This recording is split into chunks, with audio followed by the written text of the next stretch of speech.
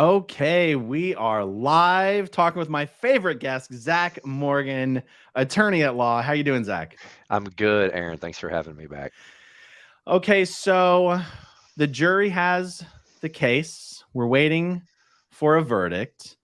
I certainly have some things I'd like to discuss on this issue. But you mentioned that you had some as well. You mentioned there's things we could discuss about the deliberation process, the four-person selection, juror personalities, and whatnot. What is Sure. there? What is there that we should know about these things?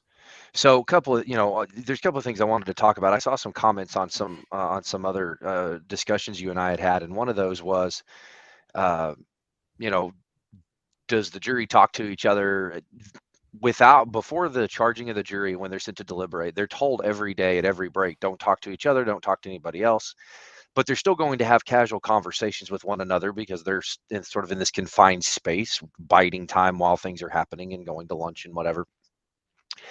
But when they are charged, the judge will give them the instruction, says after you retire to deliberate, the first thing you need to do is elect a foreperson. I don't care how you do it. You can draw straws, pick a number out of a hat. You can go around the room and everybody cast a vote for the person they think they would do the best. Doesn't matter to me how you get there, but you have to have a foreperson. The foreperson's job is primarily to communicate with the judge. So we know earlier today the jury, I believe, has rung the jury buzzer twice. The first was to request the exhibits, super common. The second was to ask the judge a question. They were seeking a particular exhibit used by the defense in closing, but things that we use in closing as lawyers to argue our case are not evidence. They're demonstrative exhibits. Those are not evidence, and the judge instructed the jury as much. Listen, I know you want to see this, but this is not evidence. I can't send it back. Just like I can't send back a PowerPoint that a lawyer compiled to make argument. Can I ask you a question real quick? Sure, of course. Unless I'm mistaken, they also asked for copies of the police reports, and the judge also declined to send those back as well. That's correct. The police reports themselves are hearsay. Mm. The testimony of the officer is not, but the report itself is hearsay. Why is that? I know hearsay is a whole subject. You Sure. couldn't. Well, But for a couple of reasons. One, that report was not compiled under oath. Secondly, that report often contains the impressions or the opinions or the ideas or the thoughts of the officer. And a lot of times that testimony is not admissible. I think this person is guilty. If I put that on a police report, that's not admissible. And that's the difference as well between an expert witness and a non-expert witness. The expert witness can give their opinions and thoughts and beliefs. Others cannot, Correct. right? Absolutely. Interesting. So even if a police officer were on the stand and started to say what their opinion was, you'd get an objection and it would be sustained. Exactly. And officers who, if it's just a run of the mill police officer who's running a traffic patrol and they're there on a speeding ticket or something, it's their first time testifying, they would have they might struggle with it, but the officers are taught this in the academy. When they go through the academy and they go through the testimonial training portion, there's generally a prosecutor or assistant district attorney who makes that presentation to the training class. Very cool. Okay, so I remember they rang that bell twice, right? At least as of the last time I checked. Right. And we don't know. So the judge didn't give them the exhibit they were asking for, but I thought it was interesting what it was that they asked for, which was something about a scale of guilt, which that's new to me. What is that? It's new to me as well. The way guilt works, guilt is like pregnancy. You either are or you are not. You're not sort of guilty. You're not sort of pregnant. You either are or you are not. And I got to be honest, I very quickly skimmed through the closing arguments. I couldn't bring myself to read every word of them. So I genuinely do not know what the scale of guilt is that Cohen must have created. So you didn't read the whole thing either? Well, and I did read it, but for me, I would have to actually look at the exhibit and then look at the verbatim how he was making the argument. It's a little bit strange because sometimes inflection and points of emphasis are lost when you're reading a written transcript as opposed to listening to argument live. Right. And it is possible. I know, we're referring to the notes that Tony Ortega has been keeping during the trial. He did make it clear they were speaking pretty quickly. There were some of the things he summarized. Maybe the scale of guilt, which just cracks me up. Maybe it wasn't even mentioned in the notes. For all I know, I didn't see anything that caught my eye. Nothing jumped out at me when I flipped through them. Would you expect them to have more questions earlier on in the process or later on in the process? I don't know that there's any correlation, because each jury will work through the case in a deliberative manner, but and the judge just says, you need to figure this out. Here's your instructions. The judge doesn't tell the jury how to do that. That's what the jury's job is. Some jurors will go through it chronologically on a timeline. Some may go through it and evaluate the testimony of the witnesses in the order they were called. Some may go through the exhibits in the order in which they're numbered. And sometimes that's important. What I mean by that is all the attorneys know ahead of time what each side is going to offer as an exhibit. And those are numbered ahead of time. And so you'll hear things like, I'm going to hand you what's been marked or pre-marked as, State's Exhibit 6. But that may be the 70th thing I've offered. It may be the first thing I've offered. I don't have to offer them in numerical order. The numbering process is just arbitrary in a pleading, top to bottom, Article 1, Article 2, Article 3. I can admit them. In fact, I have to admit them in the order that the witnesses can certify that they're accurate. So if I call a police officer, I'm supposed to call him first, but he's out of town, I have to call him fifth. That exhibit or that piece of evidence can't come in until that witness authenticates it. So it would be theoretically no earlier than fifth. So the numbers that they have on the corner, the exhibit numbers, are just arbitrary. It's just a numbering system. Interesting. What else is there that we should know about this jury deliberation process? Does it particularly matter who the foreman is? I mean, does the foreman have the role of sort of guiding the jury, or is it more interacting with the judge? So that's sort of up to the jury. Some juries sort of govern in mass. Some rely on a strong leader to say, okay, now we need to listen to, review, and talk about the testimony of Jane Doe 1. And now we need to listen to Detective so-and-so, and officer this and that.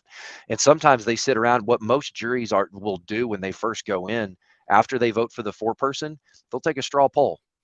If you would vote for guilty right now, raise your hand. If you would vote for not guilty, raise your hand. If you don't know what you would do, raise your hand. And now we have an idea. Are we 10-2? Are we 6-2-4? Where are we? And it lets us know how much work we as a jury have to do. Right. So I was on a jury once, and instead of doing a straw poll like that, they did names in a hat because the people didn't want it to be known if they were, which way they were leaning. Right.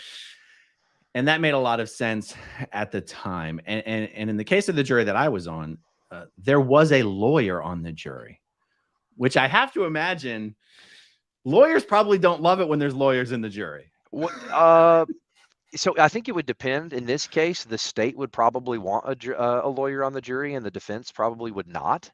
I can tell you that in federal court, all lawyers are qualified to serve as jurors.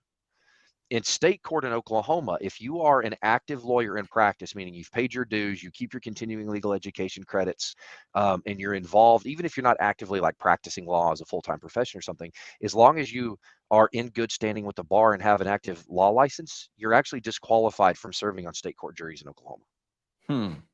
What's the theory behind why? That exact same reason.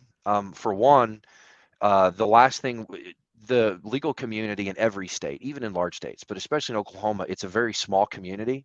And so it's a bit of it puts the judge in a little bit of a sticky wicket, because if a lawyer shows up in his or her jury pool, I likely have seen that judge 2 or 3 days a week for the last 6 months on a variety of matters.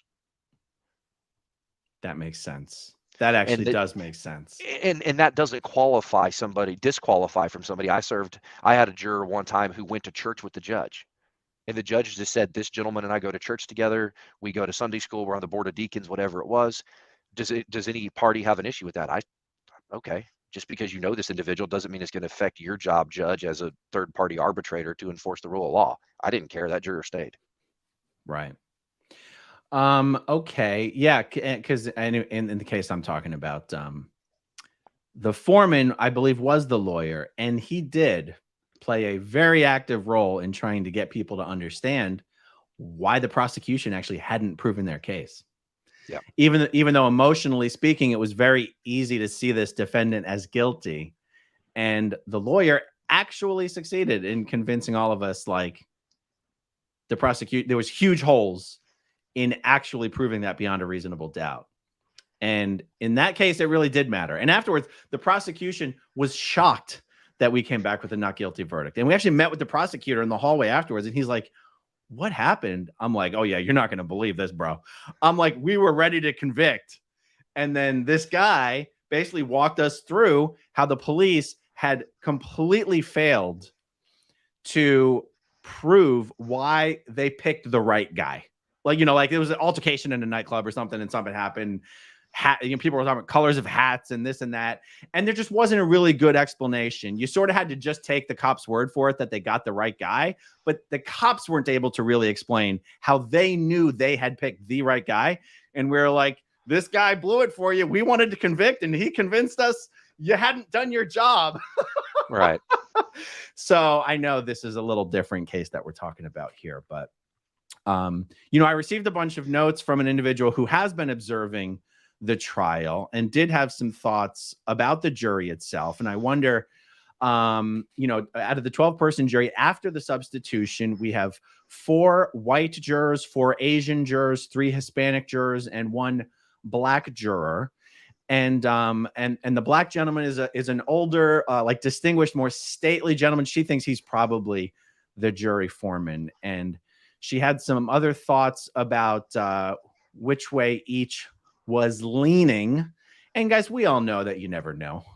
Yeah, it's pure speculation, but it's pure speculation. But you can do things like you can read body language. There's like I said, people will spend millions of dollars to pay people to sit in the gallery and stare at the jurors and take notes. But, I think on the elder statesman of the group, it could go one of 2 ways. He may be a natural leader where people tend to follow this individual, but he could also be an individual who may elect, they may go in and say, hey, we want you to be the foreperson. He says, with all due respect, I don't think I'm the best person for that. I would rather sit back and participate in the deliberation process and ask one of you to step up and be a leader. I mean, it's true. It's true. And this person's opinion was that before deliberation started, it looked like 6 were leaning towards guilty, 4 were undecided, and 2 were leaning towards acquittal. And part of the opinion that was shared with me here is that there's a couple, 2 or 3 sort of we'll just call them maybe a little older, kind of macho male type members of the jury. And you never really know whether is that a macho man who's got some daughters and is really protective of women and wants to see a little twerp like Danny go to prison for what he did? Or is it someone who's like, they shouldn't have been drinking that much?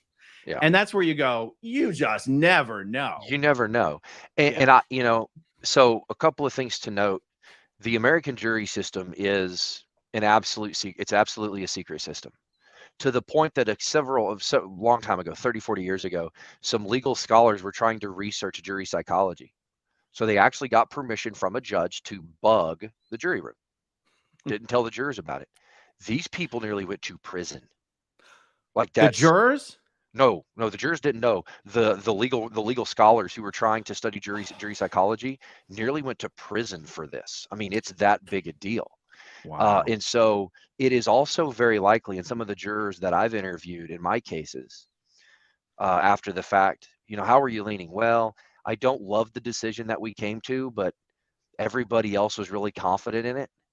And I thought, surely 11 people can't be wrong. Maybe I'm just a little bit unreasonable in my concerns. And then they jumped on the wagon, and here's the vote. That's kind of like what happened in my experience. And then you also have, I really want to know what you think about this. When you have Thanksgiving coming up. How much of a role is it like, guys, we just want to get this over with? Are you really going to drag out these deliberations because you're on the fence? But but there's so much hanging in the balance of guilt. The consequences for being found guilty here are so severe for Danny. It's hard to imagine anyone just casually going along with the others for the sake of expedience or time or whatever. And yet it's still possible. It is. And so, the question becomes, and this has actually happened in one of my cases before, one of my trials. A criminal case like this requires a unanimous jury. All 12 has to say guilty, or all 12 have to say not guilty. If it even goes 11-1, if everybody sort of starts to separate their own way, and you end up with both sides digging their heels in and saying, "Dadgummit, we're going my way," and you end up with a jury split. The judge will charge them again. The judge will reconvene them. They will send out a note, "Judge, we're stuck," and they will come out, and the judge will charge them in open court. Here, and I forget the exact name of the charge. There's a legal term for it, but the judge essentially says, "I know you're stuck. Everybody should go back with an open mind and put each of your positions in detail. Explain to your colleagues on the jury why you're voting the way you are, and then discuss each one of those in turn and see if you can work out your differences." And the judge may do that a couple of times before ultimately the judge would declare a hung jury. I highly doubt that this would be a hung jury situation, though. Well, so that's one of the things I wanted to ask you about is how long will the judge make the jury keep deliberating if they keep insisting that they're hung? So there's no hard and fast rule. Every judge that I've ever experienced will give them the go back and try again charge no less than twice.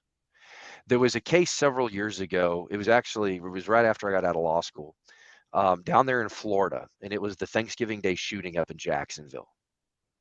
I forget the exact name of the case, but that actually happened. There was a murder charge or a reckless homicide charge, and then shooting into a vehicle and some others. And the jury decided all of the charges except one, and they were hung on whether it was a murder or a lesser charge.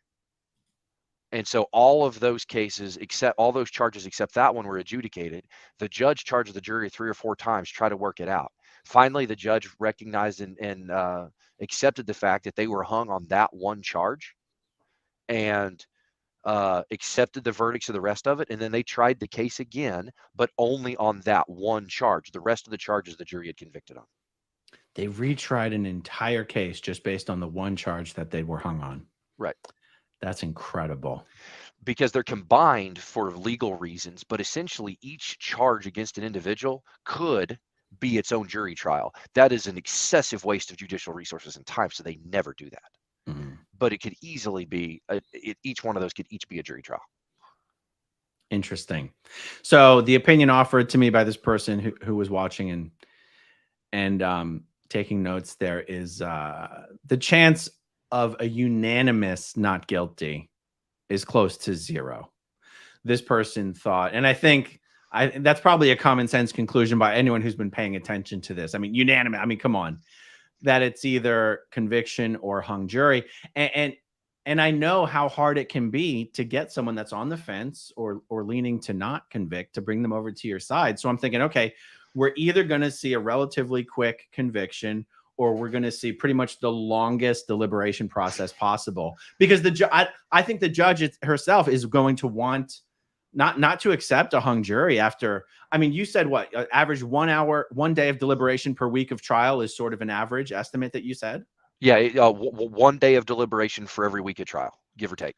So, and they were given the case yesterday, but they only deliberated for like 20 minutes. Wednesday, Thursday, Friday. I mean, how horrible would it be if they've deliberated for 3 whole days by the end of Friday, where it hit Thanksgiving week, kids are off school and everything, and they're saying we're hung. The judge isn't going to accept that by Friday at the end of Friday, probably. No, she would charge them, send them back, and each judge does it differently. But one of the things that I have seen oftentimes is that the judge will often, especially if the jury says, "Judge, we're close, we're sorting through some differences, but we're about finished," the judge a lot of times will leave the courthouse open as late as they need to. I mean, I had a jury come back at 10:30 at night because they did not want to come back the next day. We're not quite there yet, but we're close, so let's get it. And they ask the attorneys, are you guys good to stay late? Listen, I will stay as late as I have to if it means I don't have to come back tomorrow. Will they open up the courthouse for the weekend? I doubt it, especially going into a holiday week. And I know the public schools are closed next week, but are the courts closed? Like, would you expect these guys to come back on a Monday, or are they going to be out for like 12 days? I don't know. The judge's docket shows that she's off next week. But you and I both know that sometimes when you work a job, you've put in for leave, and sometimes you have to come back in because there's work that has to get done. So you have to move that leave to another time. Yeah. Because her docket also shows that she's off Friday, but if they don't have a verdict, she will be there 9 o'clock Friday morning, ready to retire them back into deliberation. Right. God, I wish we knew what that scale of guilt exhibit was. That might give us a clue as to what they're dealing with in there. The scale of guilt. And I keep refreshing my Twitter feed to see if there's any news coming out. I'm not seeing anything yet, but I am keeping my Twitter feed refreshed. Okay, so let's see if there's anything else on my notes that we should discuss here. Do you have anything we haven't touched on yet? Oh, I have a big one. Sorry. Sure. But But before you get to that, I did want to touch on, you talked about, if you've got a jury that's divided, how do you bring those who are on either side? But in this case, if you're hoping for a guilty verdict, how do you bring those leaning not guilty to guilty? And sometimes it's as simple as the life experiences of those who are voting guilty. Because if I'm voting not guilty and I'm, say, one of two and the other 10 are going to vote guilty, I'm going to look at my colleagues and say, why are you voting for guilt? How are you reaching this conclusion? Sometimes they have an anecdote or they have a life story, or somebody may say, listen, in my professional life, this is what I do for a living and here's how it applies, and this is what I can tell you in my experience. And so you can rely on the stories and the experience of others to help educate you about things that you did not learn in the courtroom. Right. That makes a lot of sense. Comment here from Nathaniel. If a guilty verdict comes in, do you think Danny Masterson's bail will be revoked and he will be remanded into custody? Yes. Really? Yeah. Wow. I've heard the opposite. Now that's my opinion. I don't practice law in Colorado. I know that sitting out on bail prior to sentencing is super common in the federal system, and it may be more common than I know in California. But every jurisdiction which I've practiced, or I have friends who've actively practiced, as soon as that guilty verdict comes in and the jury is discharged, the judge will remand the no longer defendant, the now convicted, into the custody of the county sheriff to be held in the jail pending sentencing. Yeah, I mean, you think the person immediately becomes such a massive flight risk. Especially, even though, calling Danny a B-list actor may be a bit generous at this point in his life, but certainly with the assets that he has access to, separate from Scientology. I mean, he had at one point a successful acting career, and assuming he still has cash in the bank, his ability to disappear rapidly would certainly be a consideration. And the judge will take argument on this. This won't be briefed. Right, they won't write motions and brief it. It'll be oral argument given at the time, and that's exactly what the prosecution is going to state. Listen, Mr. Masterson has the ability, the means, and arguably the desire to leave. Mr. Masterson and his attorneys are going to beg, Judge, he's not going anywhere. Now, the other possibility would be ankle monitoring, being released back home. But I'm inclined to believe that in a case like this, especially with these allegations, if these allegations become convictions of wrongdoing, there's certainly the argument to be made that even though he's married now, that doesn't mean the behavior will inherently stop. That makes sense. So they will almost certainly appeal any guilty verdict. Correct. Does that appeal only occur after the sentencing? So the appeal can commence prior to sentencing, and then they can modify or amend the appeal if for some reason any sentence that he is given, if the defense believes it to be excessive, they could also appeal theoretically the sentence. Again, it depends on how the sentencing structure is set up in the state of California. So the short answer is that they are actively preparing the appeal, and in most jurisdictions you have either 10 days or 30 days to file the appeal. And the first step is you just you file a notice of appeal. Hey, we're going to appeal this. And that's what starts the process. And so depending on how quickly sentence is imposed would, I think, determine how whether or not they appeal it separately or together. And so even if he's allowed to remain out on bail between, let's say they come back guilty verdict, right? And let's say for some reason the judge says you can stay out on bail until the sentencing. He would never, his appealing does not prevent him from going to jail after this prison after the sentencing, right? As soon as sentence is imposed, that sentence begins. Okay. Even though he appeals it. Now, what happens is if for some reason that conviction were to be overturned or the sentence reduced, he would get credit for the time that he has served. But realistically, it will take years for the appeals to run all the way through exhaustion. And if he were to get hit, I think right now he's facing a maximum of like 40 or 50 years in prison. If he were to get hit with a maximum sentence, and then it takes 4 or 5 years to run through the appellate system, you can't let this guy just sit at home and continue to live and work and do these other things without recourse while he's running through the appellate system. It's actually minimum of 45 years. It's 45 to life. Okay.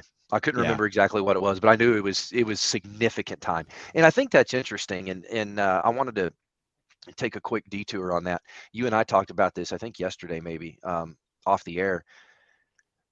But if you do a quick Google search, the statute of limitations for charges like this in California has long expired for all of these Jane Does. And the question is, how was he charged? And he was charged under the California one strike law.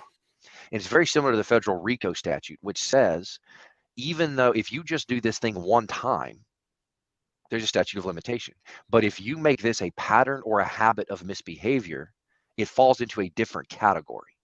And so this is what you and I were talking about. The jury doesn't have to convict on all three, but they do have to convict on any two of the three. A single conviction and two not guilties, I think, would actually fail the statute. So he wouldn't serve any time for that because it would be deemed an improper verdict. That's right. I was watching even one of the well-known YouTube channels, they call them LawTube, the lawyers who have YouTube channels. Yeah. And one of the guys said that for felonies, there is no statute of limitations, and that's just not true. That's correct. That's just not true. So that's just I could repeat exactly what you said, but there's no reason to. He has to be found guilty on two of the, and is it one charge for each woman? This is where I'm a little unclear. Is it only one charge he's facing for each woman? I think so. I think it's one act of misconduct per victim. I haven't seen any of the pleadings, but that would be my assumption. Because if they're alleging these acts of wrongdoing, it would be one charge per act. And I think because the dates are so specific, it's one charge per act. And I think they're alleging one act per victim, because there doesn't appear to be, he wasn't charged with any type of predicate act. For example, some sort of assault or violence, and then an additional charge of, drugging or causing to be incapacitated or something, right? They could theoretically stack that, but I think because of the way the California one strike statute is constructed, they went the simplest way they could, because again, if you overcharge and can't prove them all, now you've got a mess. You want to charge what you think you can win and nothing else. Right. That makes sense. So an opinion was shared with me that has not appeared in the press and certainly does not come through in any of the notes that we've seen published. And that opinion is that that the prosecution overplayed their hand in bringing Jane Doe 4 to the stand and having her testify. And I think you and I had some conversations. I know not everyone is already familiar with the earlier videos that we've done, but when Jane Doe 4 was allowed to testify, there was incident number 1 and there was incident number 2. And the instructions were very clear that she was only allowed to testify about incident number 1. And when the prosecution finished their direct examination and was, turning it over to Philip Cohen for cross, Philip Cohen asked for a sidebar. And after a short little meeting, the prosecution stood back up and continued the direct examination of Jane Doe 4 and had her walk through every excruciating detail of incident number 2. And that made it look like the defense literally gave them permission to do that, and no one has been able to figure out why. Okay, the opinion that was shared with me is that Jane Doe 4 came across as incredibly unbelievable, a la Amber Heard. Very argumentative, didn't seem to be expressing any real emotion, fake tears, fake crying, had no one in her life that she had told about this until 2017 when she ran into Jane Doe 2. Unlike the other victims who had told many people in their lives about these things back when it occurred. Okay, so there was a difference there. And that it was perhaps Philip Cohen himself who said, this witness is actually helping our case because she comes across as someone who has colluded. She's not believable. And that if the jury comes back with an acquittal, it very well may be because of that. Now, that's an opinion. I haven't heard anyone share a similar opinion about Jane Doe 4's testimony, but I also can't say that I've seen very much coverage about Jane Doe 4's testimony. Yeah. The only person I saw cover much material on it at all was Tony Ortega. He didn't carry a ton. I mean, he's doing what he can, and that information is certainly helpful to us. But there's a lot going on in that courtroom every day, and so it's hard to cover it all. But I would, without being there to actually look at the witness and sort of get a feel and an opinion as to the testimony, it's hard to say with any exact measure. But also, and I think more importantly, if in fact that's true, let's assume it's true for the sake of argument, or as the lawyers would say, assuming arguendo, right? Even if we don't know it's true, we will assume it is for the purpose of discussion. The prosecutor has to recognize that. Maybe they don't recognize it till after the fact, but you can fix that in your closing argument. Like, listen, don't penalize these victims just because you think one of the witnesses was a terrible witness. Don't penalize these women because of that. If we made a bad prosecutorial decision, don't punish those women. Be mad at us. Don't be mad at them. They're the victims. But sometimes recognizing that is hard because it's recognizing a fault in yourself, right? Like, I'm a rock star lawyer. I didn't make a mistake. No, sometimes you got to put your hat in your hand, go to the jury and say, listen, if I kicked a can, don't punish them because I didn't do a good job. Give them the justice that they need and be mad at me later. Right. Right. I'm not reading anything into this, but just in retrospect, because I just highlighted two differences between Jane Doe 4's testimony and the other three. In retrospect, I wonder why she is the only one who has also allowed the press to use her full name, even though in court she's identified as Jane Doe 4. I don't necessarily read anything into that. It's just a third thing that differentiates that particular witness from the other three.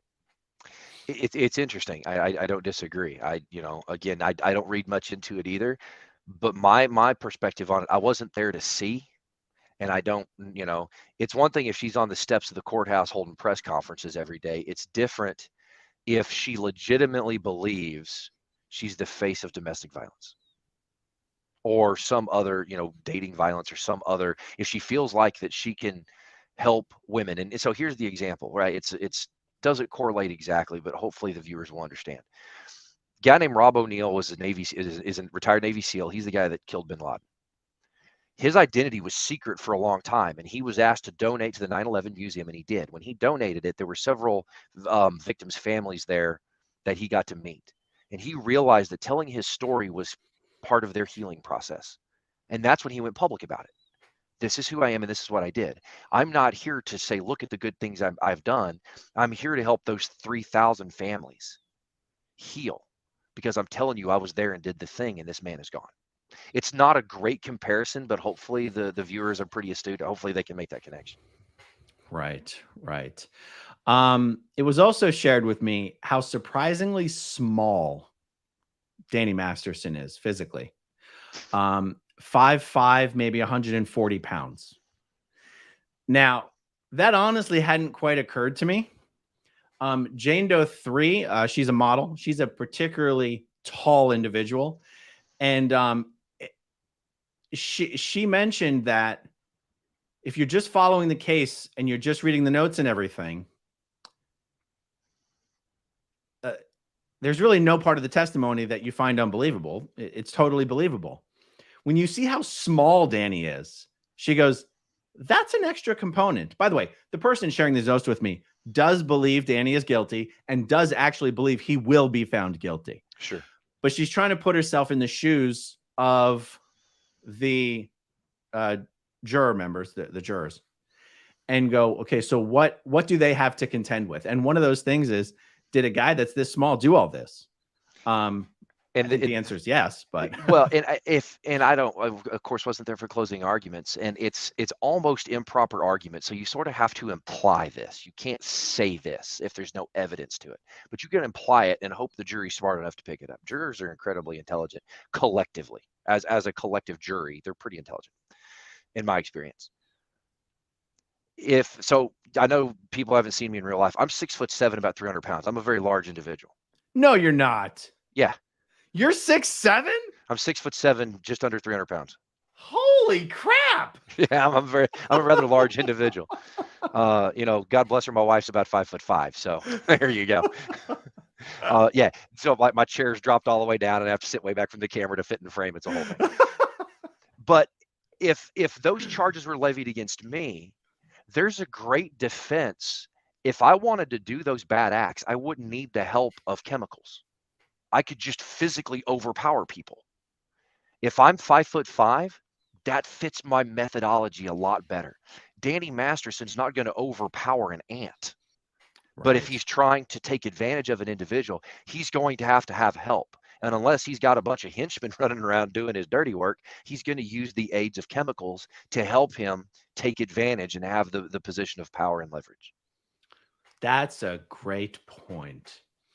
And Jane Doe 4, part of her testimony, and by the way, I should say for the record, I believe Jane Doe 4. I'm just saying, procedurally speaking, I'm told she came across more like an Amber Heard. Part of her testimony was that Danny literally picked her up and was dragging, like she wasn't even supporting any of her own body weight. And someone might wonder, could Danny Masterson even lift 100 pounds? And so anyway, I'm bringing it up because it was brought up to me, not because I actually question these things. I don't. I think this guy's going to be found guilty. I think he is guilty. Jane Doe 4 is the one person I just do not know at all. So anyway, I've said it. So let's see what else. Well, I don't know. Is there anything else interesting we should discuss at this point? You checking that Twitter feed? I am. I've got the Twitter feed popped open, and I've got the YouTube comment feed popped open, and some of your visitors woke up and chose humor, and some of them woke up and chose violence today. It's sort of interesting to see the chatter. I haven't even been looking, actually. You've got a couple of super chats. Make sure you go back and grab those and thank those folks. Okay, well, let me. Oh boy, tons of comments. Oh, I guess we have a lot of people watching right now, actually. Sorry, guys. I haven't even been looking at the comments other than just a casual glance here and there. Oh, here we go.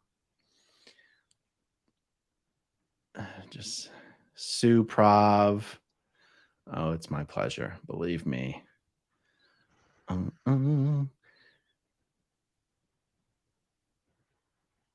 see a few others, but no questions. Sorry, guys. I should have been paying better attention here.